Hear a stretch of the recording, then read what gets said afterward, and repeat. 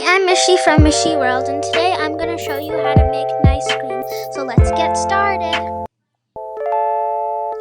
All you need for this is some milk, fruit, a blender, and some bananas. If you don't have bananas, use 2 kinds of fruit or more. And now this is me putting all of the things together.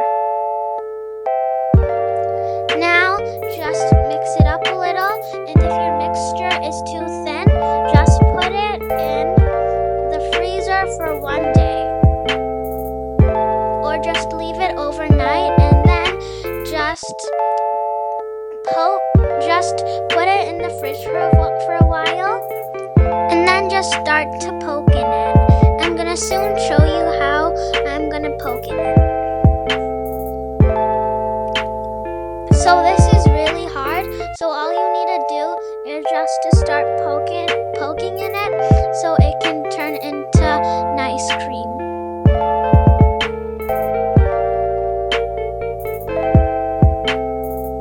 Keep mixing it till it gets ice cream consistency.